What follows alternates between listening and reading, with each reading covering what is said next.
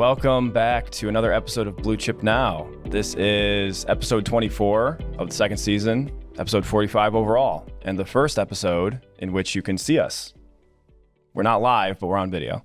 Anyways, so today we wanted to unpack one topic and approach it from a few different angles. We're going to talk about position sizing. We're going to approach it from a portfolio management perspective.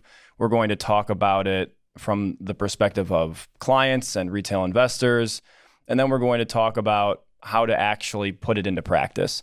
So I think this will be an interesting conversation. You have three individuals that have very different perspectives on approaches to the market in some ways. And so I think it'll be an engaging conversation that should be applicable to just about everybody that has some skin in the game, so to speak. So I'm just going to kick things off with some data that I pulled earlier today, actually. And the whole kind of crux of me showing this data and walking through what I'm about to walk through is just that it's very easy to be complacent in the market. And if you get lucky, that can work out fine as an investor. If you get unlucky, it can have pretty dramatic consequences. So just to shed some light on what exactly I'm talking about, what I'm showing on the screen right now, this data is showing you two portfolios, both of which were started on January 1st of 2014 with all of the companies in the S&P 500 at that point in time, and were weighted on an equal basis. So every stock in that portfolio had the same exact weighting on January 1st, 2014.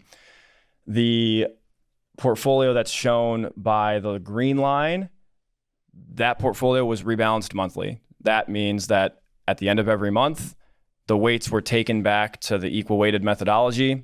So every company in that portfolio had the same weight at the beginning of each month. And then in the brown line, what you're seeing is, again, those same holdings started off as all being equally weighted on January 1st, 2014. But after that, there was no action taken in the portfolio whatsoever. No trades, no changes, no rebalancing, nothing. And what you can see is that at least as of the current snippet of time, that brown line, the portfolio that wasn't rebalanced at all, it looks like it dramatically outperformed, right? If you look at the chart, you're seeing a pretty significant spread between the portfolio that was rebalanced in green and the portfolio that was not rebalanced in brown. That could be different. Like if you look at the end of 2022, you can see that that portfolio that was rebalanced actually outperformed over the cumulative period. And so that's not really the point of this discussion. I think the point of the discussion is just to say that, look, like clearly as the portfolio that wasn't rebalanced had grown, you're going to have portfolio companies that performed better than others. And by nature, those companies are going to take up a larger and larger weight in your portfolio, which again is not inherently bad, but as you get concentration, so too comes some risks. So for example, in 2022, just extending the same analysis to look at a specific period for these two portfolios, that brown line is showing you the portfolio that was not rebalanced at all, likely had some concentration risk in it. In a year like 2022, in which some of the companies that had historically over the last 7-8 years performed really well, grew to be large allocations in that portfolio, suffered, you have a result that is a drawdown of 25% by October of 2022. Very much less so for the portfolio that was a little bit more balanced from allocation perspective. And so, like I said, you're going to have portfolios like this ebb and flow in terms of leadership. But I think the bigger concern that I have with something like this, and why I say it's important to not be complacent when you're investing, is that if you took that portfolio that was not rebalanced at all, that started on January 1st of 2014, and you looked at it today, you would have one company that constitutes 20% of your allocation. So again, looking back, I'm not saying that's a problem, because good for you if you've had NVIDIA at 20% of your allocation over the last 10 years. That wasn't the case because the allocation itself grew over time. But to me, this is a huge concern, right? Yeah, Daniel, I would say there's a lot of risk. And the analogy that I use when I talk to clients who might look at an analysis like this and say, hey, I've done tremendously well not rebalancing. I'm looking back over time at my performance and I feel good about it. That's like me saying, all right, kids, jump in the car. Let's drive down to Disney. And I get there in 10 hours because I've driven my car 140 miles an hour. I can get there faster, but I'm risking my family's, health and safety. I might get pulled over. I might get thrown in jail. Is it responsible? So the question is it responsible as an investor to follow a path like this and not rebalance? I think when it works, it works. And you can look at it and say, wow, that is amazing. But when it doesn't work, it's devastating. It can be devastating financially to your portfolio. Or in my analogy, somebody gets hurt, killed, we get thrown in jail, whatever. I mean, so yeah, you're not making it to Disney on time. So yeah, I think it's also just that like the likelihood of you having an opinion on that one stock that has run monstrously, continuing to do so, the likelihood of you being right that is the one to be extremely overweight in is so low. Right? Like if you looked at these portfolios, I'm just adding one additional portfolio in to the mix in the light brown line. So that's the same as the dark brown line, which was the portfolio that was not touched, not rebalanced at all between January 1st, 2014 and today. It just takes out NVIDIA, that, best performing stock in the portfolio. And what you get is a dramatically different result. And so again, like the reason I show this is because I think it illustrates, like, number one, it's always a bit concerning to see one company or one security dominate the portfolio, both from a weighting perspective, but also from a return perspective. I'm not sitting here and saying that, the second something becomes 5% of your portfolio, you have to explicitly trim it. There are so many other considerations that need to be taken into account when you're thinking about proper portfolio sizing. If it's one thing if a stock goes up 100%, what if the earnings of that business have gone up 200% over the last year? Is that company actually undervalued? It could be, right? So it's not like you can explicitly just look at absolute return numbers and say it's time to sell a stock.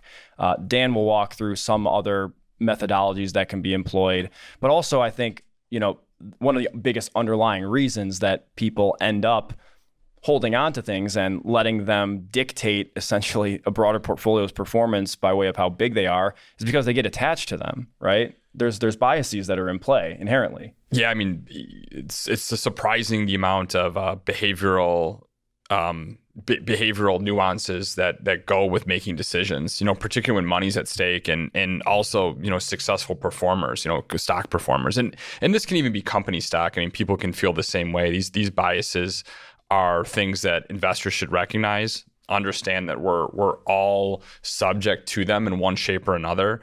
And the best way to kind of address them is to go into any type of strategy with a plan ahead of time. And I think if you recognize something on the front end, it's a lot easier to rationalize on the back end and feel comfort in your decision. So, to take, for instance, regret aversion. So the feeling of regretting a decision, right? Selling NVIDIA in this example, or it could be Apple. Apple's a great performer, has been a great performer. People see these stocks continually go up. Maybe they've sold little slices along the way. Every time they sell, the thing keeps going up. And eventually you start to regret these decisions that you've made, these prudent, sensible decisions to rebalance or diversify, and you're just left with regret. And what does that lead you to do? Well, not sell the next time that you need to sell, and you're just going to keep rolling the dice. And, no one ever wants to hold Cisco in 2001 and it drops, 80%. We all want to avoid those things. We know in our hearts that diversification is important, but, these biases are real. And, also like a recency bias, right? So right now, NVIDIA is another great example of this. NVIDIA has done phenomenally. AI is in the news everywhere. I'm pretty sure golf drivers are considered AI now. They have AI technology. I mean, I don't know what is AI and what isn't AI anymore. So NVIDIA, the recency is AI. Get on the AI trade. But, you still have to, have a fact-based approach to combat that bias that you're going to have, that everything is AI. AI has worked for the past year. AI will continue to work forever into the future. That's not necessarily the case, and that's the reason why we diversify. I think of things, when I discuss these biases. They're really tough to overcome. But I think people, once you recognize it and just admit that, hey, you know what, I might regret this decision, I might not. No one knows what the future is going to be. No one knows if companies will actually make a ton of money off of AI, and it'll really be this transformative technology. It may be somewhere in between the extreme positivity and bullishness that we have now and bearishness. It could just be somewhere in the middle, right? Matt, anything else like fear of missing out, or you have? I kind of lump that fear of missing out as I say that's a better term for regret aversion. Okay. I think that people don't make decisions because they're fearful they're going to regret or they're going to miss out on the future appreciation. When I think of a behavioral bias that a lot of us have is the endowment effect. The endowment effect is placing a higher value on things that you own just because you own it. And so you see that a lot with corporate executives who are heavily concentrated in company stock. Not only do they work for the company, but they own a heavily concentrated position. So they think it's more valuable because it's attached to them. So, and then another one is anchoring. You can anchor on a certain price, whether that's on the upside, generally on the upside. If a stock has gone up to a level, let's say it ran up to $100 a share and it drops down to 90, you're stuck. You're anchored to 100, and I can't sell it unless it gets back to that old price. And then it goes from 90 to 80, 80 to 70, 70 to 60. Yeah, in some ways we try to, as advisors, try to coach people into, not doing anything, is, not taking all or none decisions, right? So maybe we sell a portion of the stock, we sell 25%. Maybe you just take your original investment off the table. So if I invested 50 grand and it grew to 200, maybe I just take my 50 grand off the table. Like you're on a run at the blackjack table, you've done really well, you take some chips, put them in your pocket. And we're not just saying go to cash. You're just going to rebalance those proceeds, likely take them from stocks and put them into 5 or 6 other stocks that continue to do well. Yeah, you diversify the proceeds, and if the original position continues to go up, there's likely some correlation in how the rest of the market may be doing, or there could be a correlation between that stock and the rest of the market. So if you diversify, you're just spreading out your risk. Doesn't mean you can't continue to thrive in other positions. You're just taking some risk off the table by diversifying. Exactly. And I think it's just that acknowledging nobody has the crystal ball, nobody has the perfect answer. But what do you think about this concept of, you've never seen someone go broke by taking profits? So taking profits is a good thing, but I would argue that that's one of the benefits of indexing, is that the indices allow the winners to run. Depends on the index, right? Like the different index methodologies mean different portfolios. So like S&P 500, the traditional index cap weighted, yes, absolutely. If you're going to look at the S&P 500 equal weighted, not necessarily, right? Well, I could jump into a couple of technical, ideas when it comes to selling something that's gone on a run, but I want to get your guys' feedback on something because it kind of relates. It's a good way to parlay into this, the technical side of this. I was reading an article from Investors Business Daily. William O'Neill states that you should, as an investor, sell a position if it's up 20 to 25%. It's the 20 to 25% rule. Just because something's up 20 to 25%. Thoughts on that? Well, what if everything else is up 20 to 25%? You're going to sell everything? So it's the same thing I talked about earlier. It's all relative, right? Just like, price appreciation should be viewed relative to other metrics, earnings, for example.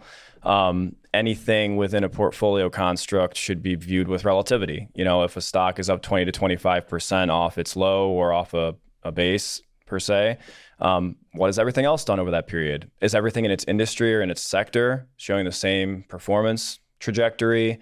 Because that's really what it boils down to for me. And I would add, it's relative to the size of your portfolio. So if I have a $5,000 position that's up 30%, but I have $1 million portfolio, that's not necessarily going to radically change my goals if that goes down.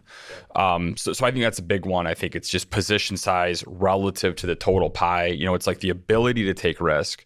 Someone who has a large portfolio can take a bunch of little risks, whereas somebody with a smaller portfolio, maybe they're just starting to save, they have all their eggs in one basket.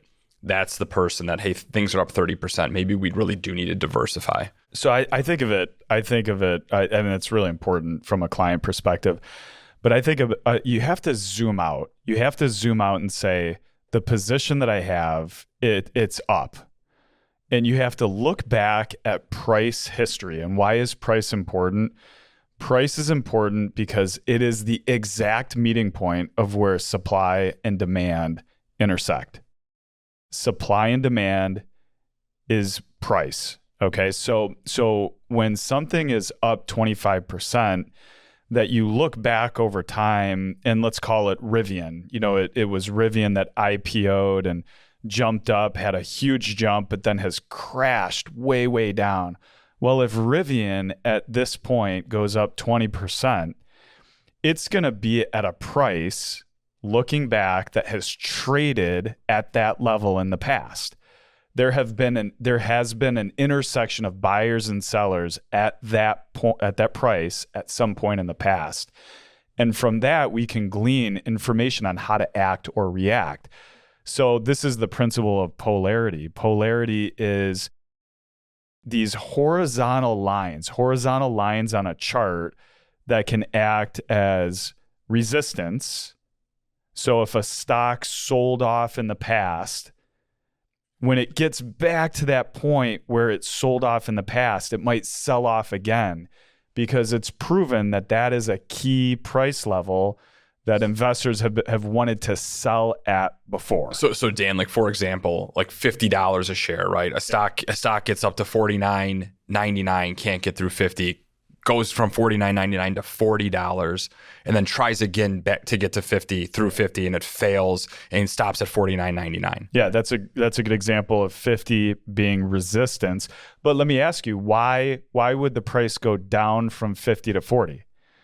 What takes the price down from 50 to 40? Yeah, there are less buyers than sellers, people not willing to pay as high of a price, right? Yeah, there's more sellers than buyers, right? There's more So if sellers are showing up at 50, we know that the market isn't comfortable necessarily with pricing beyond 50. And so the market participants sell off. And that to us, again, is information. It doesn't mean that it's the only way you make a decision, but you have to look at price history at these levels to help you make a decision before you say 20% is a profit level, right, to lock in your profit. I have a question that hopefully doesn't derail what you're trying to get after, but yep. I kind of view like technical analysis and some of these price levels, whether it's support or resistance, as potentially being even more like insightful today because of how prominent algorithmic trading is. Do you agree with that? Is that something that kind of jives with you? I don't really have an opinion. I guess what I would say is that, I think that price is really pure. It's the only thing that pays. You don't get paid based on a company's earnings. And so you get paid when you buy it at a certain level and it goes up to a different level. And whether that's a retail trader buying it like GameStop, whether it's an institutional buyer buying it as a hedge fund or a mutual fund, or it's some algorithm, at a bank or whatever would cause the price to go up, I view that as pure, and I view that as information. And so I don't think it matters where it's coming from. I don't think if it matters if it's a retail investor or an institution with a lot of technology. Yeah, I don't think it matters. One other indicator that I'll talk about, and we can see this on the chart that we'll illustrate on the S&P 500.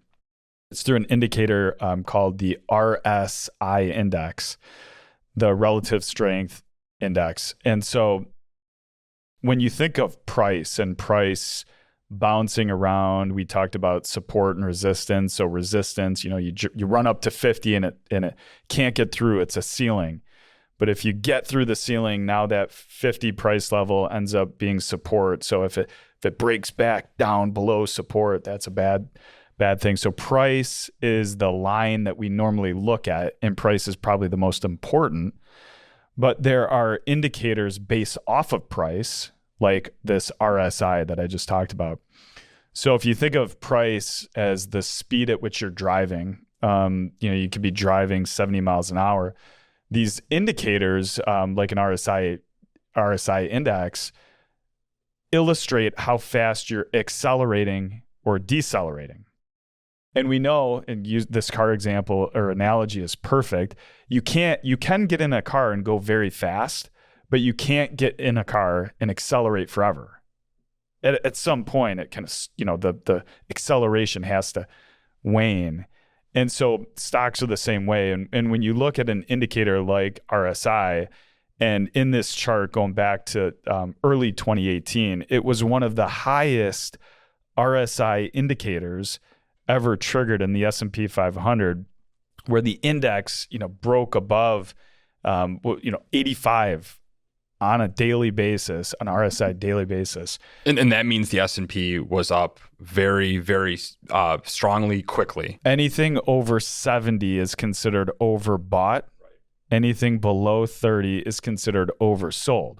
So we think in terms of short-term greed. If you're listening to the podcast, think short-term greed. Yeah, and I think in terms of time horizon. I mean, time horizon is really important. If you're going to be a long-term investor, do you really want to look at daily data?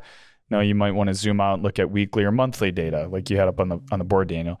But for illustrative purposes, these types of secondary indicators can tell you when a price on a stock or an index are overheated, quote unquote, overbought. And so it's just another way to view price objectively. And like I said, an indicator like RSI will tell you if something is not only overbought, but severely overbought. And just like sentiment, sentiment is really important at extremes. Stocks can stay overbought for a long period of time. They can bob their heads above and below that overbought line at 70. And that's actually very healthy. But when an RSI indicator gets up to 85 and you're wondering if that's a time for you to take some profits, I would argue in most cases, that's a great time to take some profits. Let the stock cool off, let the index cool off for a little bit, consolidate, pull back, and look for another reentry. Yeah, the theory is eventually in the short run, you're going to run out of buyers. You're going to run out of buyers. Because everyone's piled in. So if everybody has bought, if every single person has already bought, how does the price go higher if there's no more potential demand? There's only supply. There's only potential sellers at that level, right? So stock investing is this, I think the perfect marriage or combination is when you look at the fundamentals that we look at and that we talk about all the time, and you look at the technicals. What's the market telling you? What is the collective wisdom of market participants suggesting you should do based on price and indicators that are a function of price? And RSI is one of those indicators. I think when something is run, it is critical that you keep technicals in. When I say technicals, I'm talking about technical analysis, the study of supply and demand and charts and price. You keep that front and center. That has to be part of the analysis. Yeah. I mean, we could go on for honestly a week talking about this because, I haven't even touched on valuation metrics that I think are important to talk about in terms of buy and sell discipline, opportunity cost in terms of a sell discipline. If something is run significantly and it's breached an RSI level that we would view as concerning, what is your opportunity cost from continuing to hold this, right?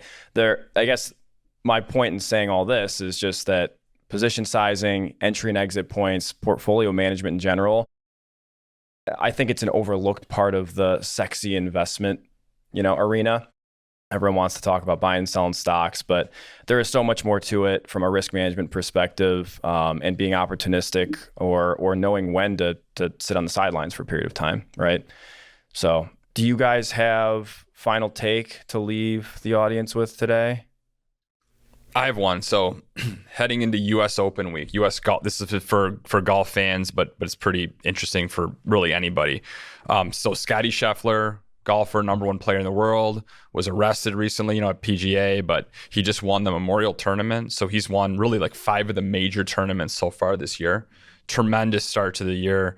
And, like I said, number one golfer in the world heading into the U.S. Open as the favorite.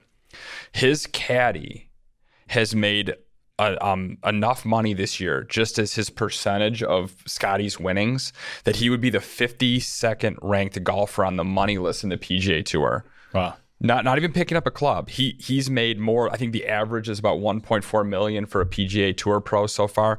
He's made, I think, over 2. So Ted Scott, it's good to be Ted Scott, Scottie Scheffler's caddy, bringing home the bacon, holding the bag for Scottie Scheffler, the favorite in the U.S. Open this week. Wow, that's an impressive number. So what, do you know what Scottie Scheffler's scrape is so far this year? I think it's 25 million. And they just in 24? So just in 24. And they raised the purses, I think, to compete with Live Golf. But he's actually won the most amount of money for any tour pro ever so far just this season. So any season before this, he would be the leading money winner halfway through the season compared to any full season prior. So 7 of the last 8 weeks, Scottie Scheffler has either won a golf tournament, got arrested, or had a child. Yeah.